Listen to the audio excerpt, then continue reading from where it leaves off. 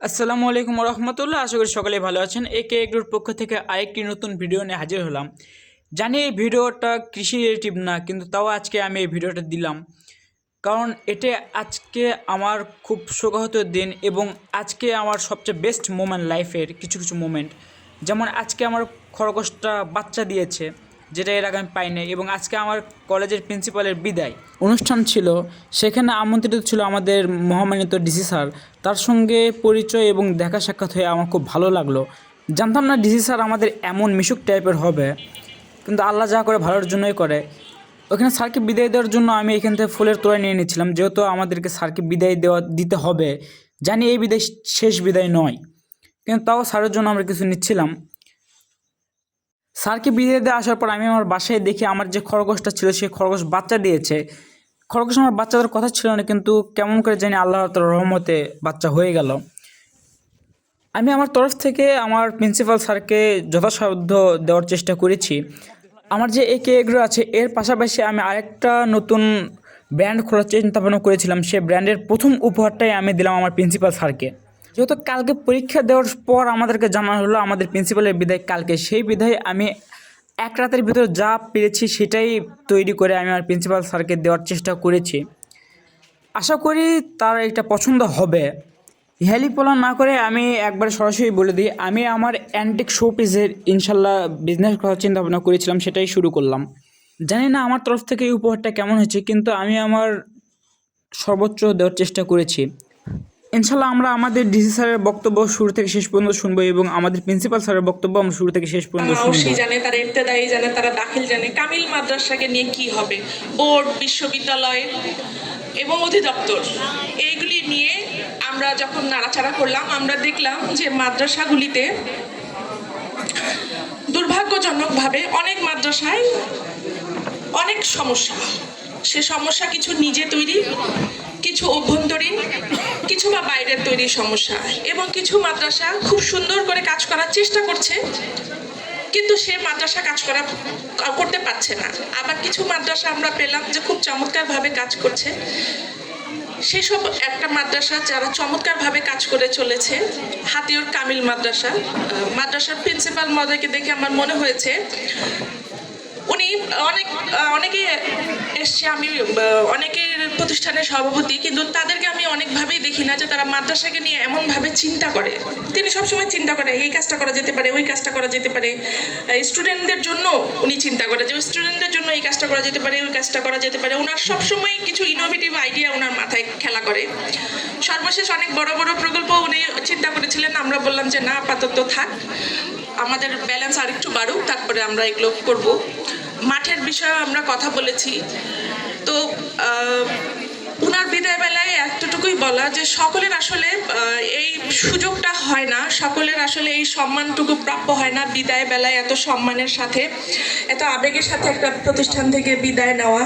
আল্লাহ সকলকে, আমাদের সকলকে এই তৌফিক দান করুন যে আমরা ইনি যেমন সুস্থতার সাথে এবং সম্মানের সাথে বিদায়টা নিতে পারছেন, আমরা সকলেই যেন সুস্থতা এবং সম্মানের সাথে নিজ নিজ কর্মস্থল। সুযোগ্য এই মাদ্রাসার সম্মানিত সভাপতি জয়পুরহাট থেকে আগত, আমার সাবেক সভাপতি অ্যাডভোকেট কাজী রাকিবুল হাসান মনে, মঞ্চে উপস্থিত সিওরটি কলেজের প্রিন্সিপাল, আমার এক বন্ধুবর মোহাম্মদ মামুনুর রশিদ এবং ভাই আব্দুল মজিদ, আমরা একই সঙ্গে লেখাপড়া করেছি।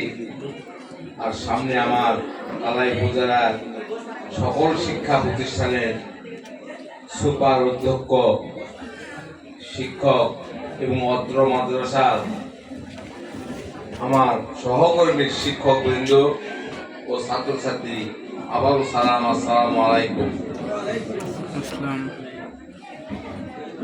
আমি এই মাদ্রাসাতে যোগদান করেছি 1/11/1987 সালে। আর আজকে 14ই জানুয়ারি আমার শেষ কর্মদিবস। মোট চাকরি আমার 38 বছর 2 মাস। তো আমার সম্পর্কে অনেক কথা, এখানকার অবস্থান সম্পর্কে আপনারা অনেকে শুনেছেন, আমি সেই কথা বলতে চাই না। আমি আপনাদের কাছে এই উপজেলার যত প্রতিষ্ঠান প্রধান আছেন আপনারা একটু আমার স্থলা বিষয়ক তো যারা থাকবে আর কি আছে তাদেরকে একটু আপনারা সহযোগিতা করবেন, এটা আমার আন্তরিক আপনাদের কাছে দাবি আর কি। সকলেই আমার এই মাদ্রাসার প্রতি আপনারা একটু লক্ষ্য রাখবেন ছাত্রছাত্রী দিয়ে, এটাই সবচেয়ে বড়। কারণ দাখিল পাস করে ছাত্র ভর্তি করার লাগে এই বিষয়টি আপনারা লক্ষ্য রাখবেন। আর আমার যে সাবেক সভাপতি এই উন্নয়নের কাজ উনি দীর্ঘ 16 বছর সভাপতি ছিল। সভাপতি যদি আপনার সঙ্গে একমত বা আপনার সহযোগিতা না করে তাহলে একটা প্রতিষ্ঠানের কিন্তু উন্নয়ন সম্ভব নয়। সভাপতি যদি কোনো কাজে বাধা দেয় তাহলে আপনি আপনার উন্নতি করতে পারবেন না, ভালো লাগবে না, আপনি একক জোর করে এটা পারবেন না। কারণ আমি বর্তমান আমাদের যে সভাপতি জেসমিন নাহার স্যার আছে, উনিও একই রকম আমাকে যেভাবে সহযোগিতা করেছেন।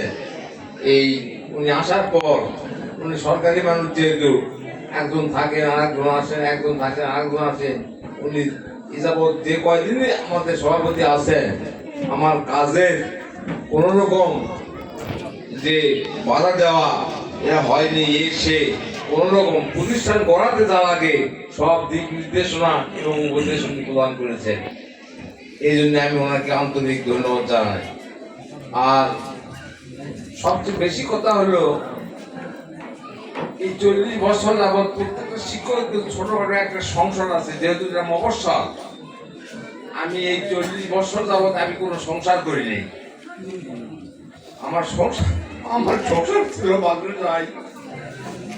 আমি শুক্রবার শনিবার কোনদিন মাদ্রাসায় আসিনি, এরকম ঘটনা আমার নেই, সম্ভবত নাই। এবং কোনদিন মাদ্রাসা অনুপস্থিত থেকেছি বাসায় থেকে, এটা আমি এই 40 বছরে করি নাই।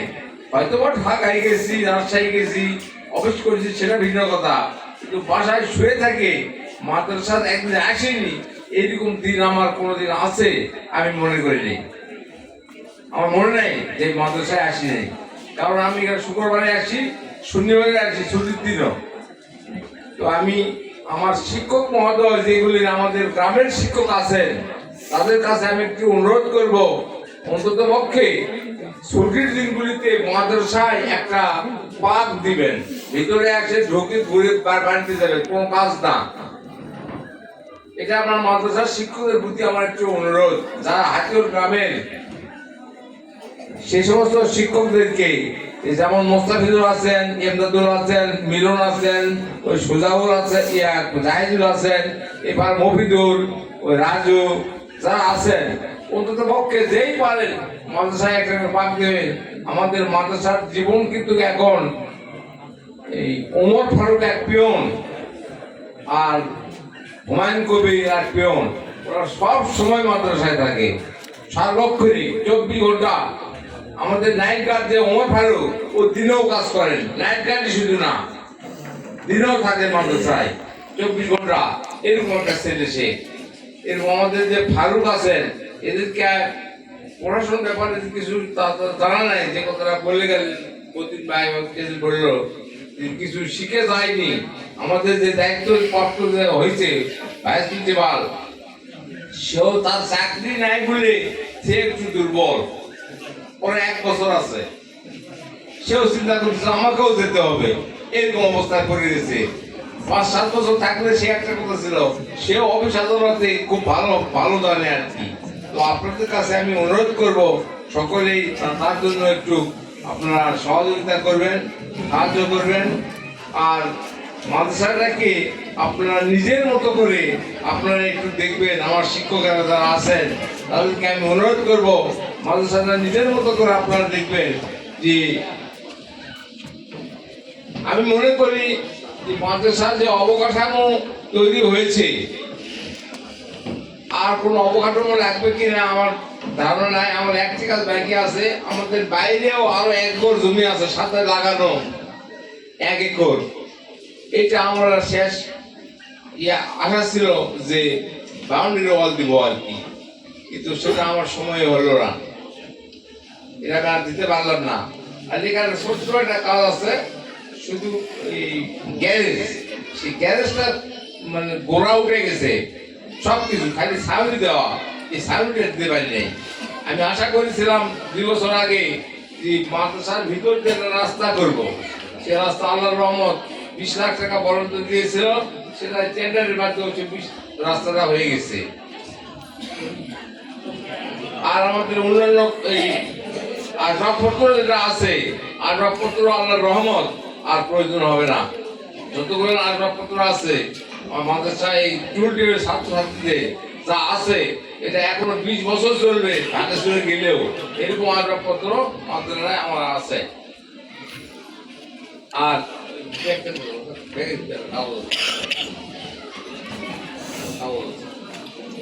আপনাদের শুনে নিলে আর কি একটা বিষয় আর কি,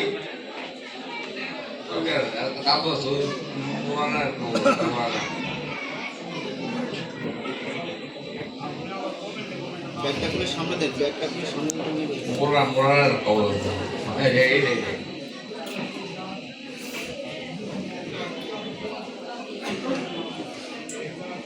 ওই মাদ্রাসায় কোনো অভাব আমাদের আপাতত আল্লাহর রহমত এরকম নাই। স্যার আমাদের সবকিছুই জানে। আমাদের মাদ্রাসায় এখন টাকা আছে, এখন অর্থ রেখে গেলাম ইনশাল্লাহ, যা দরকার হবে 10,87,000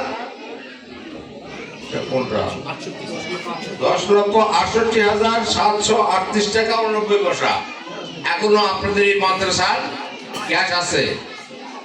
10,68,738 টাকা 49 পয়সা, এই টাকা এখনো মাদ্রাসার অ্যাকাউন্টের ব্যাংক সার্টিফিকেট আছে, ব্যাংকে জমা আছে, কারণ হাতে নেই। হাতে 2,000 টাকা আছে, সেটা আমি দিয়ে যাবো আর কি, 2,000 কয়েক টাকা আর কি। এই টাকা এখনো মাদ্রাসার তহবিলে জমা আছে।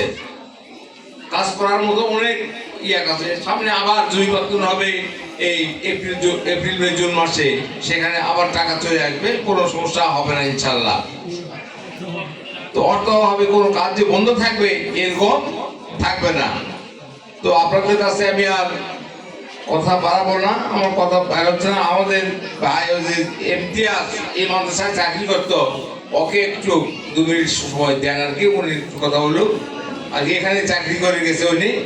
আমি আর বক্তব্য বলার আমাদের সময় আছে, স্যার আছে, আমি আমার বক্তব্য শেষ করছি। আসসালামু আলাইকুম।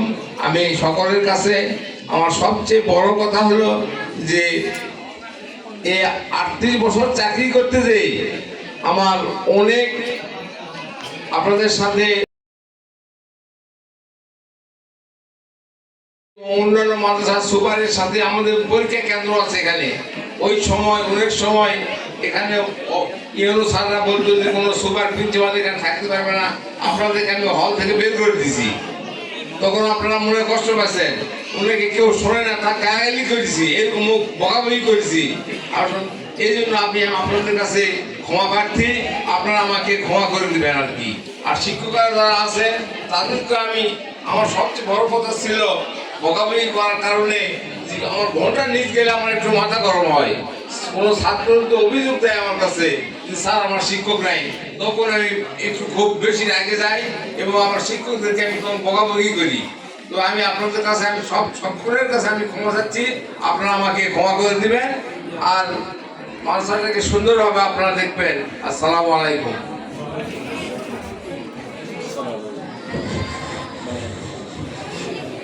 ধন্যবাদ। আজকে কানামাটি থেকে আজকে বিল্ডিং যে আকাশ মানে তাকিয়ে থাকা আল্লাহকে আমার পর্যন্ত ভাবতে সাবেক সভাপতি রয়েছে, তার অনেক অবদান। তারা এই প্রতিষ্ঠানটি হাঁটি হাঁটি পার করে আজকে দীর্ঘ সময় ধরে আজকে যে উপকার হিসেবে আল্লাহ তুমি সকলকে ক্ষমা করে দেও। ছাত্রছাত্রী শিক্ষক মন্ডলী অভিভাবক দেশবাসী গ্রামের লোকজন যত সহজে পেয়েছে, আল্লাহ যারা চলে গেছে তাদেরকে ওসিলা হিসেবে ক্ষমা করে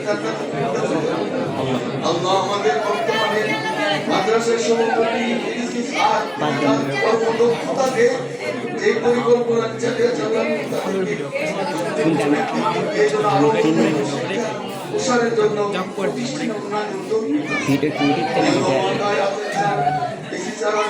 তাদের সমাজ সংস্কৃতি এবং তাদের আয়াত